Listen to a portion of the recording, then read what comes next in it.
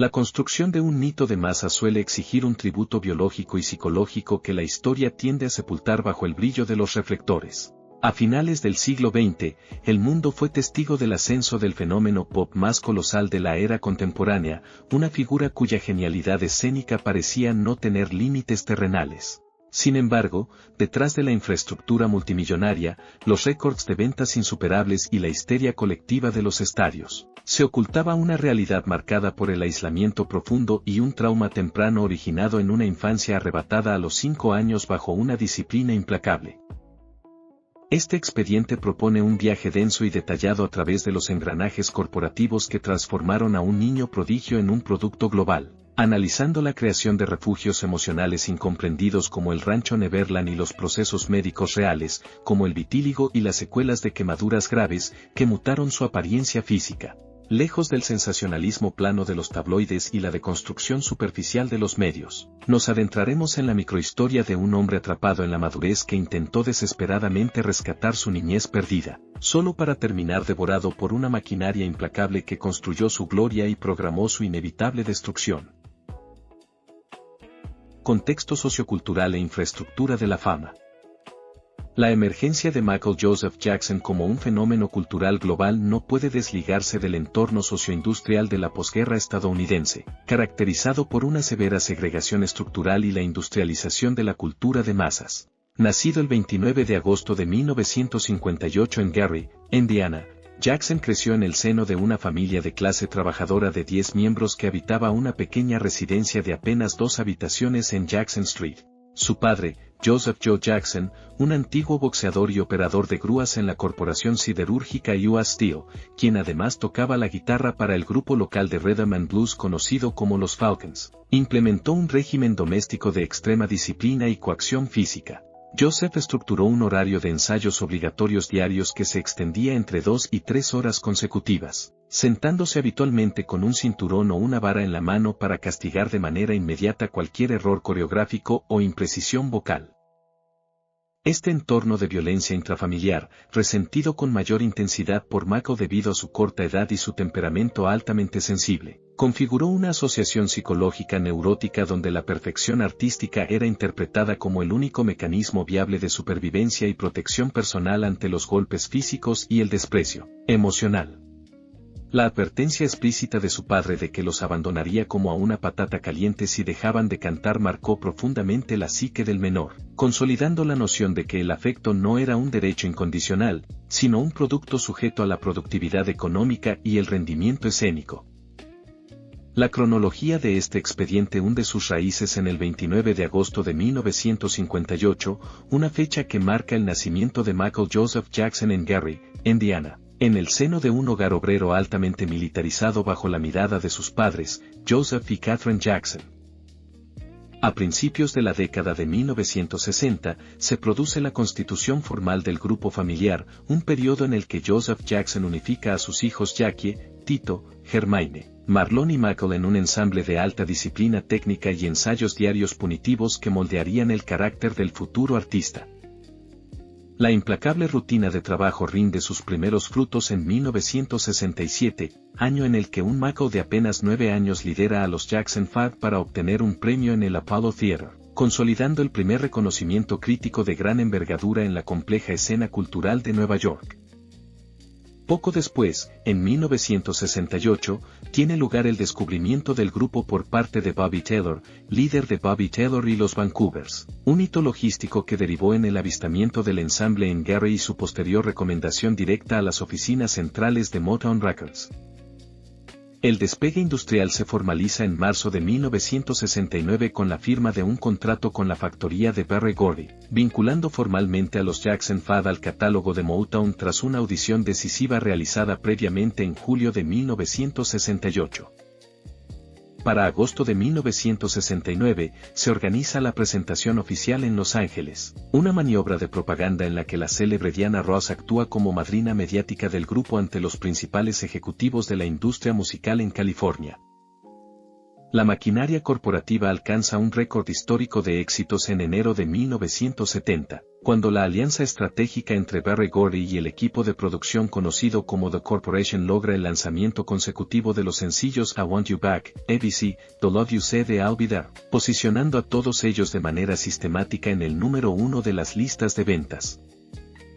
Este ciclo de subordinación industrial concluye en 1975 con la transición a Epic Records, una ruptura definitiva con el sello Motown en la que el grupo pasa a llamarse The Jacksons, sumando al hermano menor Randy Jackson, mientras Jermaine Jackson decide permanecer en la antigua compañía para iniciar su andadura en solitario.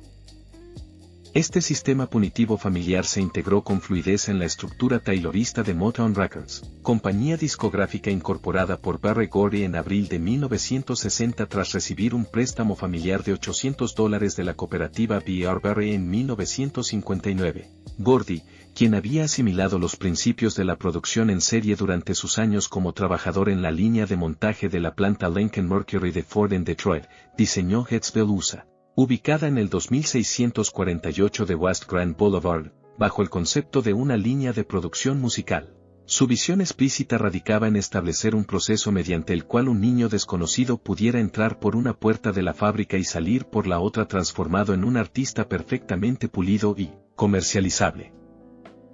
La domesticación artística de The Jackson 5, cuyos miembros oscilaban entre los 10 y los 17 años en 1969, fue delegada a departamentos internos especializados. Mientras el Departamento de Desarrollo Artístico empleaba a Maxine Powell para instruir a los menores en etiqueta y refinamiento social, y al coreógrafo Charlie Atkins para fijar movimientos escénicos uniformes. El equipo de producción y composición denominado The Corporation, integrado por Gordy, Alfonso Fons Mezell, Freddie Purran y Dick Richards, controlaba rígidamente el repertorio musical del grupo. Aunque Diana Ross fue presentada formalmente como la mentora del grupo para apuntalar su propia transición hacia la televisión, la realidad operativa era la de una corporación que explotaba el carisma innato de un niño prodigio. Este modelo fordista de Motown impidió el desarrollo socioemocional normativo de Michael Jackson, forzándolo a actuar bajo una máscara profesional permanente y suprimiendo su espacio de juego infantil en favor del cumplimiento de cuotas de mercado y discos consecutivos de alta rentabilidad. Microhistoria y diarios de la excentricidad. La privación sistemática de una infancia convencional generó en Michael Jackson un proceso de compensación psicológica profunda que estructuró su comportamiento en la adultez. Desde los 5 años de edad, su cotidianidad estuvo exenta de actividades recreativas comunes, celebraciones de cumpleaños o festividades navideñas, viéndose sustituida por jornadas extenuantes dentro de estudios de grabación y giras internacionales ininterrumpidas. El propio Jackson rememoraba con recurrente dolor emocional el periodo en que, mientras grababa en el estudio, miraba con nostalgia a través de la ventana hacia un parque adyacente donde niños de su misma edad jugaban libremente, sintiendo una profunda desesperación que lo hacía llorar en silencio antes de volver al micrófono. Este vacío primario constituyó el cimiento conceptual y espiritual del Neverland Valley Ranch, una propiedad de descanso erigida en el condado de Santa Bárbara, California, que operaba bajo una lógica de ingeniería emocional antes que como un mero despliegue de excentricidad económica. Neverland representaba la manifestación física de un corazón herido por la pérdida y el maltrato doméstico, diseñado expresamente para proveer tanto un refugio personal como un santuario terapéutico para la infancia marginada, desfavorecida o clínicamente terminal de todo el mundo. Jackson supervisó meticulosamente cada detalle del rancho, exigiendo que las atracciones del parque de diversiones y los carruseles fuesen modificados mecánicamente para permitir el acceso seguro de niños con discapacidades motoras y parálisis cerebral, al tiempo que integraba salas de cine de alta tecnología aptas para albergar camas de hospital. Al abrir sus puertas de forma altruista y contemplar la alegría pura de los menores, Jackson experimentaba una curación vicaria, compensando a través del disfrute ajeno la niñez que la industria discográfica y el rigor familiar le habían arrebatado. Esta monumental infraestructura lúdica hallaba su origen afectivo en una microhistoria vinculada a la única muestra de ternura física que el cantante recordaba haber recibido de su severo progenitor. Jackson rememoraba que, a la edad de 4 años, durante una pequeña feria local, Joseph lo levantó con suavidad y lo colocó sobre el lomo de un pony, un gesto efímero que su padre probablemente olvidó a los 5 minutos, pero que en la mente del niño quedó registrado como un instante fundacional de aceptación incondicional. Esta mínima memoria afectiva impulsó su empeño por rodearse de atracciones ecuestres, carruseles y animales exóticos, incluyendo elefantes, jirafas, cocodrilos, tigres y leones, como un intento desesperado por revivir y amplificar ese único momento de amor paterno incondicional dentro de los límites seguros de su propiedad.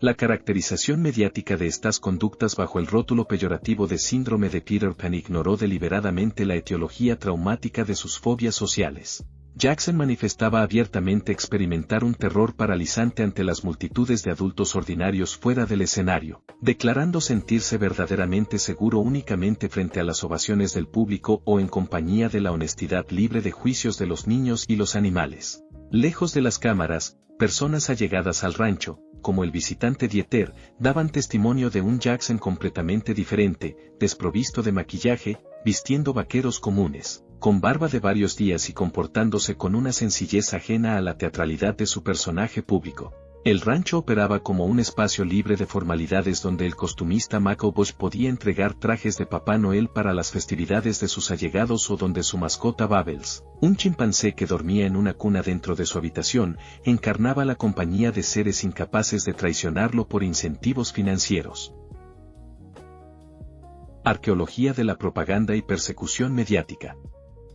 La transición de Michael Jackson ante la opinión pública, pasando de ser un virtuoso prodigio musical a un personaje caricaturizado, obedeció a una compleja dialéctica entre las estrategias de relaciones públicas de la industria y la voracidad de la prensa sensacionalista. Durante su etapa formativa, la maquinaria de relaciones públicas de Motown inculcó en Jackson la norma corporativa de ocultar sus pensamientos íntimos y proyectar únicamente una fachada mítica al exterior. A mediados de la década de 1980, en un intento por controlar la narrativa de su vida privada y mitigar la intrusión constante de los reporteros, Jackson alimentó deliberadamente ciertos mitos urbanos extravagantes a través de filtraciones controladas, tales como su supuesto sueño en un ataúd de oxígeno o sus intentos por adquirir la estructura ósea de Joseph Marek.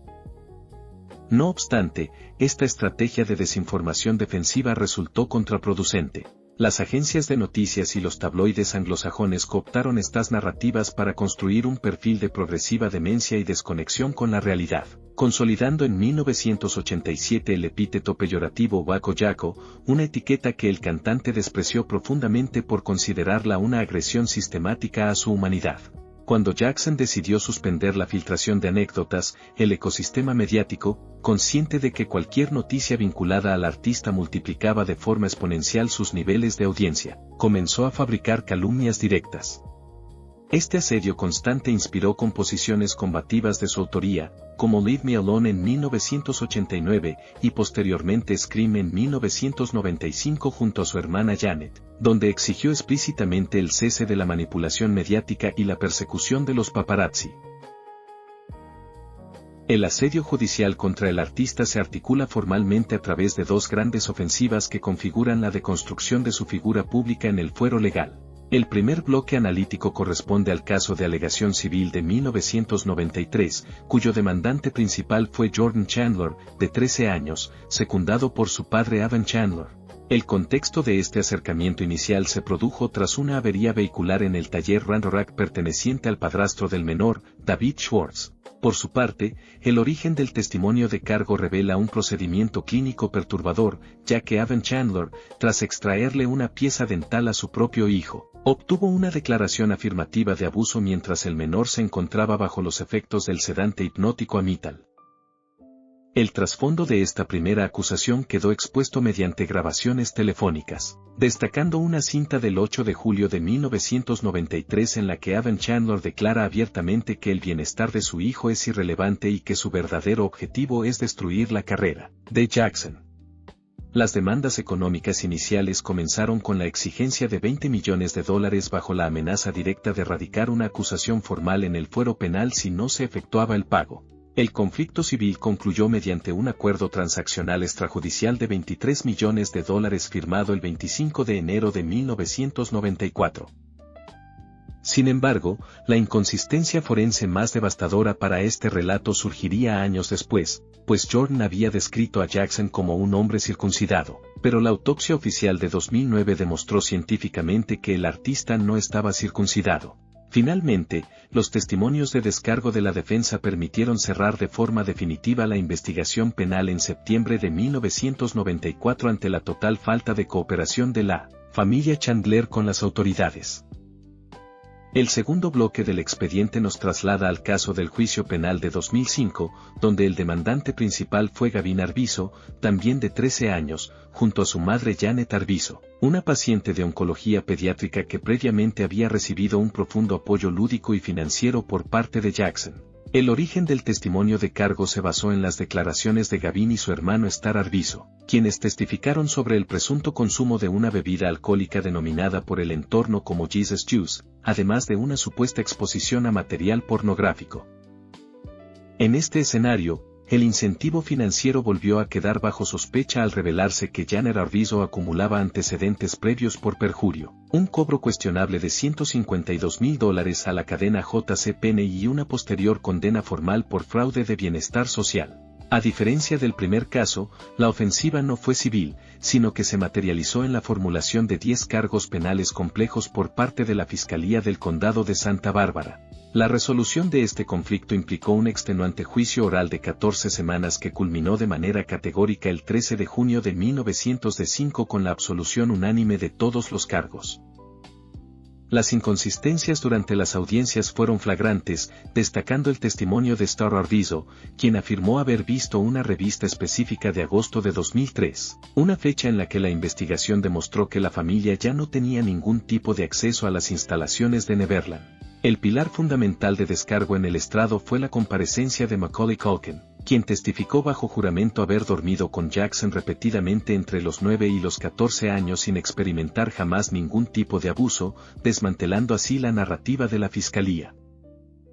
El colapso de la relación de Jackson con los medios tradicionales alcanzó su punto más crítico durante el manejo de los procesos judiciales por presunto abuso de menores. El ensañamiento de los tabloides durante la crisis de 1993, ejemplificado por el concurso de mal gusto Spot Jaco del diario Daily Mirror o los titulares difamatorios del News of the World, sumió al artista en un estado de desnutrición severa y crisis de pánico, requiriendo su ingreso de urgencia en una clínica de desintoxicación para controlar su dependencia a los analgésicos. La deconstrucción analítica de estos casos evidencia que el aparato mediático y los demandantes particulares explotaron sistemáticamente la vulnerabilidad emocional del cantante y la legislación civil de seguros, para obtener millonarios dividendos, soslayando las categóricas contradicciones anatómicas e inconsistencias procesales que más tarde sustentaron su absolución penal en el histórico juicio de 2005. Análisis clínico y biológico. La transformación fisonómica de Michael Jackson y su trágico deceso a la edad de 50 años constituyeron el resultado directo de severas patologías autoinmunes de origen genético y de un trauma físico, devastador que precipitó una dependencia crónica a sustancias analgésicas. A principios de la década de 1980, el Dr. Arnold Klan, dermatólogo de confianza del artista, observó la manifestación inicial de dos enfermedades concurrentes en el organismo de Jackson. El lupus eritematoso discoide, diagnosticado formalmente en 1983, y el vitíligo, corroborado clínicamente en 1986. El vitíligo es una patología crónica de etiología autoinmune caracterizada por la destrucción de los melanocitos, las células responsables de la síntesis de melanina y la coloración cutánea. La autopsia oficial del cantante confirmó de manera inequívoca este cuadro patológico, registrando una despigmentación focal distribuida en 5 áreas anatómicas específicas de su cuerpo. Con el fin de mitigar el severo impacto emocional de estas lesiones acrómicas en su rostro y manos, y dada la imposibilidad clínica de repigmentar su piel bajo los focos de las cámaras, Jackson recurrió al uso de cremas de prescripción médica aprobadas por la FDA como el Venoquin, monobenzona y la hidroquinona, destinadas a despigmentar las zonas oscuras residuales para unificar el tono cutáneo. Este tratamiento de despigmentación eliminó la protección natural de la piel contra la radiación ultravioleta, causándole una extrema fotosensibilidad que le obligaba a cubrirse de manera estricta con mangas largas, sombreros y sombrillas en exteriores, medidas que la opinión pública interpretó erróneamente como un intento consciente de blanqueamiento estético y rechazo de su identidad racial.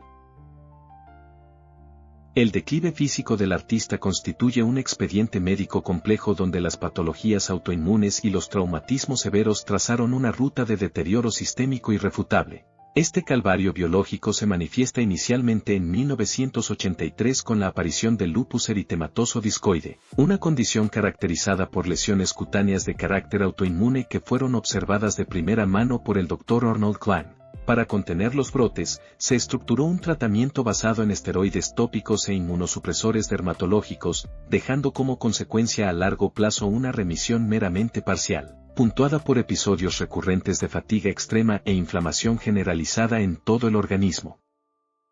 En paralelo, el desarrollo del vitíligo focal, observado desde 1983 pero diagnosticado formalmente en 1986. Provocó una destrucción progresiva de melanocitos localizada en 5 áreas corporales específicas. La respuesta médica ante la pérdida de pigmento incluyó la aplicación tópica de cremas terapéuticas como Venoquine e hidroquinona, obligando al uso secundario de un maquillaje correctivo grueso. A largo plazo, esta condición derivó en la despigmentación total de la epidermis, una fotosensibilidad severa ante la luz solar y un incremento crítico en el riesgo de desarrollar melanoma.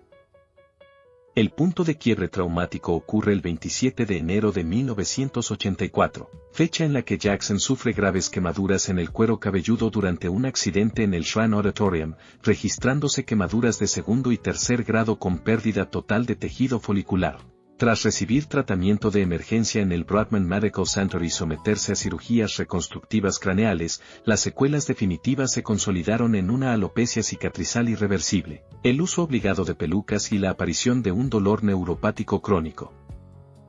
Este cuadro derivó, entre mediados de la década de 1980 y 1993, en un proceso de alopecia traumática y reconstrucción para combatir la pérdida definitiva de cabello en la zona occipital del cráneo. El abordaje médico requirió la inserción invasiva de balones expansores de tejido subcutáneo para estirar y recortar las zonas cicatrizadas, un método extremo que fracasó en los implantes capilares y forzó al artista a someterse al tatuado estético de la línea capilar del cráneo para camuflar las marcas. La acumulación de estrés físico y psicológico detonó en agosto de 1993 un cuadro de migrañas de inicio tardío, manifestado a través de cefaleas totalmente incapacitantes acompañadas de deshidratación severa durante su estancia en Bangkok. La intervención médica de urgencia incluyó exámenes de resonancia magnética y la administración forzada de líquidos intravenosos junto con sedantes, provocando la cancelación inmediata de varios conciertos de la gira Dangerous y una posterior hospitalización preventiva. Durante toda la década de 1990, el impacto físico acumulado por las brutales coreografías generó un severo deterioro de la columna vertebral, traduciéndose en dolores lumbares y cervicales crónicos. Para mantener al artista en los escenarios, se estableció la prescripción sistemática de analgésicos opioides de alta potencia como Demerol y Oxycontin, una decisión que pavimentó el camino hacia una dependencia química severa y progresiva a los opiáceos y sedantes sintéticos. El desenlace de este expediente clínico ocurre el 25 de junio de 2009 con un colapso cardiovascular fatal, registrándose un paro cardiorrespiratorio agudo en su residencia de Los Ángeles. A pesar de las maniobras de intubación de emergencia y la inyección de medicamentos de soporte vital, el destino del cuerpo estaba sellado. La muerte biológica fue certificada formalmente debido a una intoxicación aguda provocada por la combinación letal de propofol y benzodiazepinas, cerrando de forma trágica el historial médico del ícono pop. El segundo factor crítico en su deterioro físico aconteció el 27 de enero de 1984 durante la filmación de un anuncio comercial para la multinacional Pepsi-Cola en el Shrine Auditorium de Los Ángeles. Debido a un fallo técnico en la activación de la pirotecnia, las bombas de destello de magnesio explotaron prematuramente a escasos 60 centímetros de su cabeza, encendiendo su cabello impregnado de gel de peinado inflamable. El accidente provocó quemaduras de segundo y tercer grado en su cuero cabelludo, destruyendo permanentemente los folículos pilosos de la región occipital. Para reparar este daño estético, Jackson se sometió durante años a dolorosos procedimientos de reconstrucción capilar mediante balones expansores subcutáneos insertados debajo del cuero cabelludo para estirar la piel sana y recortar las zonas cicatrizadas. El dolor derivado de estos tratamientos, sumado a una afección crónica en la columna vertebral causada por su exigente régimen coreográfico, derivó en una dependencia patológica a los analgésicos opiáceos como el Demerol y el Oxycontin, así como a ansiolíticos de la familia de las benzodiazepinas como el Xanax, el Valium y el Ativan. Esta severa adicción obligó a Jackson a cancelar la segunda mitad de su gira Dangerous en noviembre de 1993 para someterse a una terapia de desintoxicación intravenosa en Europa. Su prolongado desgaste físico y neurológico culminó el 25 de junio de 2009, cuando sufrió un paro cardíaco irreversible provocado por una sobredosis de propofol y benzodiazepinas suministradas ilegalmente como un tratamiento rudimentario contra el insomnio crónico que padecía. El efecto mariposa, consecuencias inesperadas. La existencia altamente controvertida de Michael Jackson desencadenó una serie de transformaciones imprevistas en los ámbitos de las relaciones raciales, el mercadeo transnacional, la medicina dermatológica y la jurisprudencia civil corporativa. En el contexto sociocultural, el debut televisivo del videoclip de Billie Jean en 1983 quebró de forma definitiva la barrera racial implícita impuesta por la cadena MTV, la cual restringía su programación casi exclusivamente a bandas de rock compuestas por músicos blancos. El extraordinario impacto estético de Thriller, cuyo volumen de ventas se disparó a razón de 1 millón de unidades cada 4 días tras el estreno de su cortometraje en el invierno de 1983, forzó una reconfiguración absoluta del mercado discográfico global. Mientras que el álbum registraba unas ventas moderadas de 12 millones de copias en septiembre de 1983, la difusión masiva de sus videos promocionales catapultó esta cifra por encima de los 30 millones de copias para marzo de 1984, obteniendo una certificación histórica de 20 discos de platino por parte de la RIAA a finales de ese mismo año. En contraste, su siguiente producción de estudio, Bad, lanzada en 1987 en un mercado altamente competitivo moldeado por el propio éxito de Thriller, alcanzó 6 millones de copias certificadas en los Estados Unidos para junio de 1988, evidenciando cómo el fenómeno Jackson había transformado las escalas de consumo cultural de la sociedad occidental. Asimismo, las alianzas comerciales pactadas por Jackson redefinieron las fronteras del marketing multinacional durante el tramo final de la Guerra Fría. El acuerdo publicitario de 1983 con PepsiCo, valorado inicialmente en $5 millones y expandido posteriormente a una segunda campaña de $10 millones para financiar la gira mundial de Bad, transformó el uso de celebridades en la publicidad comercial. Los anuncios presentaban al cantante como un héroe de acción musicalizado con las melodías de Billie Jean, logrando una penetración de mercado sin precedentes que trascendió líneas de confrontación geopolítica. Estas piezas publicitarias de Pepsi se convirtieron en los primeros comerciales de capital estadounidense en ser transmitidos de forma pagada por la televisión estatal de la Unión Soviética, alcanzando a más de 150 millones de espectadores en un territorio con una población estimada de 287 millones de habitantes, y abriendo con ello los mercados del bloque socialista a las corporaciones occidentales. Los fondos obtenidos a través de esta agresiva estrategia publicitaria financiaron giras masivas de reconciliación familiar como el Victory Tour de 1984, el único espectáculo escénico que logró unificar sobre un mismo escenario a los 6 hermanos Jackson tras su ruptura corporativa con Motown Records. En el espectro de la ciencia y la salud pública, la revelación forense de las patologías autoinmunes de Jackson tras su fallecimiento en 2009 propició una profunda rectificación histórica en la percepción colectiva del vitíligo.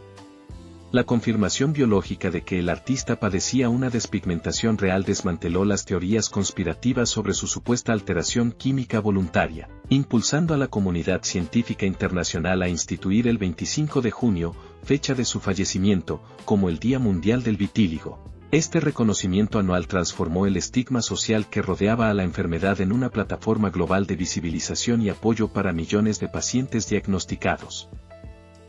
Finalmente, las prolongadas batallas legales de Jackson alteraron significativamente el funcionamiento de los sistemas de justicia civil de los Estados Unidos al exponer la vulnerabilidad de las figuras públicas, frente a demandas monetarias oportunistas.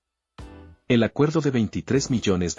firmado en 1994, negociado e impuesto por la aseguradora Transamerica Insurance Group, TIG, en contra de los deseos expresos del artista para evitar los costes de un litigio prolongado, sentó un complejo precedente jurídico. Este hecho evidenció cómo las corporaciones financieras pueden anteponer el control de daños económicos a la presunción de inocencia de sus asegurados, reconfigurando los contratos de representación artística y las pólizas de responsabilidad de la industria del entretenimiento a nivel internacional. Conclusión: la tragedia de la infancia artificial. La deconstrucción analítica de la vida de Michael Jackson revela la profunda tragedia de un individuo sometido de forma prematura a las fuerzas más implacables del mercado del entretenimiento y la rigidez doméstica.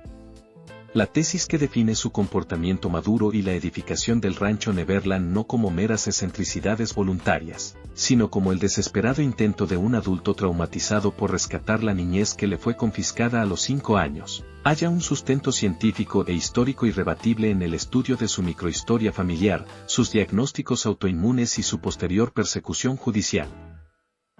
A través de la imposición de una férrea disciplina física por parte de su padre Joseph, y bajo el amparo de la línea de montaje de Motown Records, Jackson fue transformado en un producto de alta fidelidad para el consumo masivo a costa de su desarrollo emocional y afectivo. Sus extravagancias cotidianas, largamente censuradas por la prensa sensacionalista bajo el epíteto humillante de Waco Jacko, constituían mecanismos paliativos de disociación y regresión para habitar el espacio lúdico del que fue despojado. Neverland operó como una materialización terapéutica de curación recíproca frente a las demandas de un entorno adulto que Jackson percibía como inherentemente hostil.